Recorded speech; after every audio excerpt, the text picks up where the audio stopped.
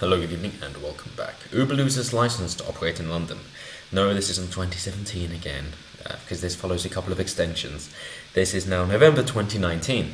So, as we know, the black cab drivers have not taken kindly to competition, because of course it's bad for them, because it's bad for their wages. Instead of being innovative, they would rather the government step in order to allow them to have a monopoly, in order to drive up prices and drive out competitors. That's the only way monopolies are formed, by government intervention. So small government, no monopolies. Simple as that. Anti-monopoly intervention, bullshit. Lobbying is where the real power is. But it says, Uber will not be granted a new license to operate in London after repeated safety failures, Transport for London has said. And with these things, I'll try and give them the benefit of the doubt to say, yes, it is safety measures instead of just lobbying. But yes, okay, fine. Let us see.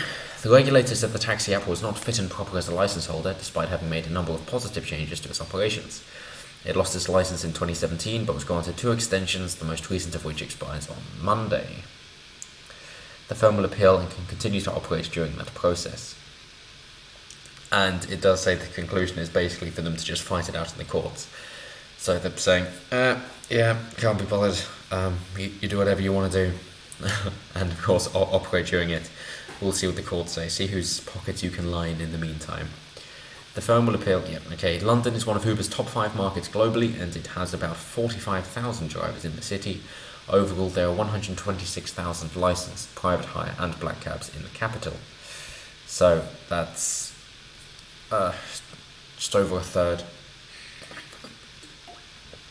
belonging to Uber, where Uber operates in the UK, cities. Glad I could help. And yes, if any of you are interested, you can steal my idea here. If you're wondering, okay, but what if I want an Uber which isn't basically taken up by Islamists?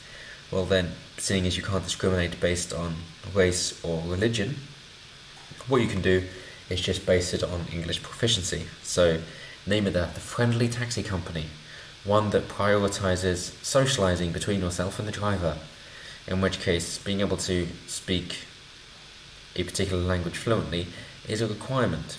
So if it's speaking Arabic or Urdu or Punjabi, then chances are they'll just use Uber anyway. But if it's another language like English, then people will go, oh yes, I'd rather pay a bit extra in order to have that English speaker. That obviously doesn't necessitate that it has to be a white driver either, so you still get in that ethnic diversity there, but the culture is more likely to be the same because people have chosen to assimilate. So I'm all for that. And yes, the level of comprehension would have to be reasonably high in order to remove more radical people. So it's a win-win as far as I'm concerned. Then, if you wish to expand, you could even say, yes, we'll then even pick out other languages that you can choose to have your driver speak as well, if you wish. And then you can meet other people based on that language as well. So it could just be you want to learn a particular language, therefore you pick your driver who speaks that language, and then you're into that community as well. So win-win, take that idea, run with it, or I will. So they go on to say, if its appeal is unsuccessful, some think Uber drivers would move over to rival ride-sharing firms such as Bolt and Captain. There would be competition that would fill that void quickly. Fiona Cotter, a market analyst at City Index, told the BBC, yes, the black cabs aren't out of the dark just yet, and they will never be, because innovation is always there. There are always people willing to create new ideas, as I just have myself, in order to get people's money and drive down costs. A race to the bottom, if you will, but it's a very favourable term used in this context, given that it creates the best value for the customers. So why won't Uber get a new license? Their pattern of failures for safety they've mentioned say that it meant there were at least 14,000 fraudulent trips in London in late 2018 and early 2019 because it allowed unauthorised drivers to upload their photos to other Uber driver accounts. The regulator also found dismissed or suspended drivers had been able to create Uber accounts and carry passengers. In one example, the driver was able to continue working for Uber despite the fact his private hire license had been revoked after he was cautioned for distributing indecent images of children. Obviously morally reprehensible and disgusting. Don't think that's relevant to his job, but nonetheless, That's fine, private company. Hire how you wish. Don't want to hire criminals? Don't. Easy. I agree with that. Helen Chapman, Director of Licensing at TfL, said, "While we recognise Uber has made improvements, it is unacceptable that Uber has allowed passengers to get into minicabs with drivers who are potentially unlicensed and uninsured. Problem to the passenger? Minimal.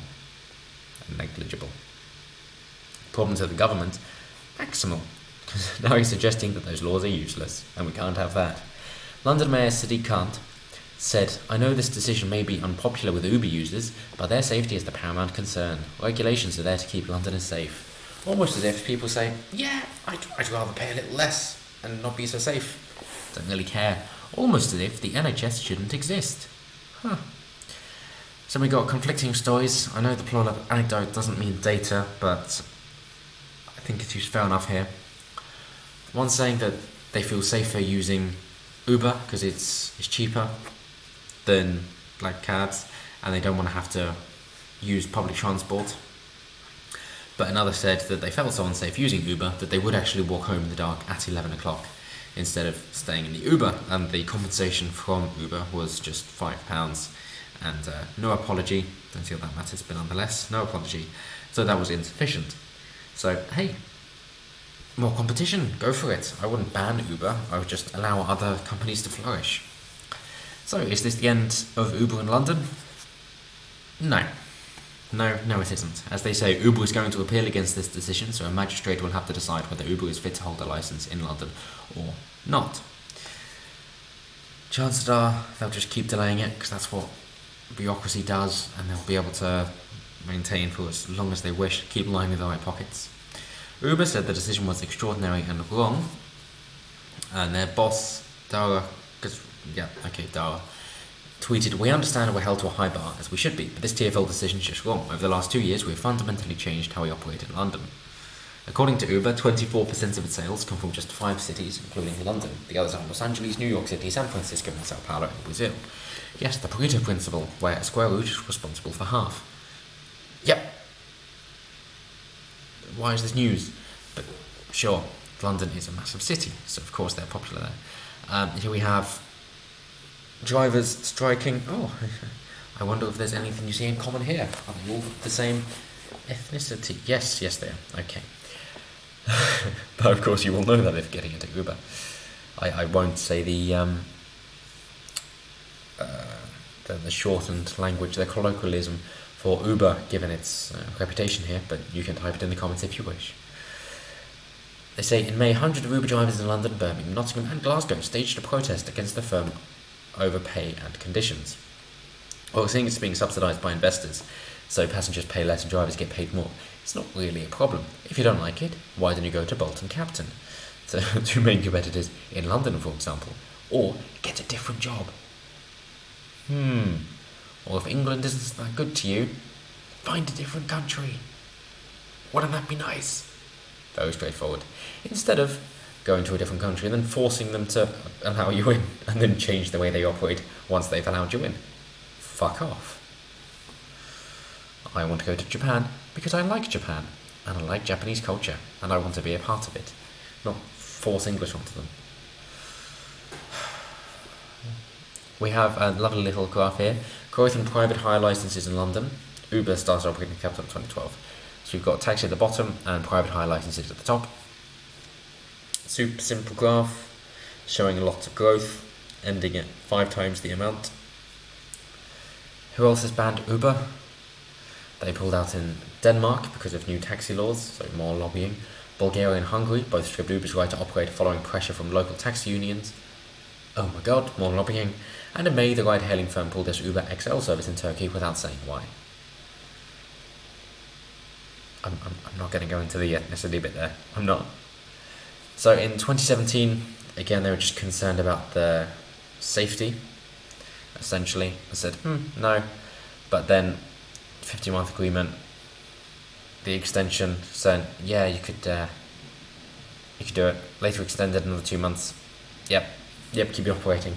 So let me know what you guys think down below. Do you think Uber will actually be cancelled? Do you think other firms will rise up in their ashes? And do you think then they'll spread around the UK? And if you want to go ahead with my idea, do let me know. And if it needs any tweaking, also do let me know. Let this be a group project, why not? And then I'll put it on Kickstarter and see if people accept it or if they just call it out for being racist, despite not mentioning race at all. Thank you all very much for watching, and until next time, have a wonderful week, and goodbye.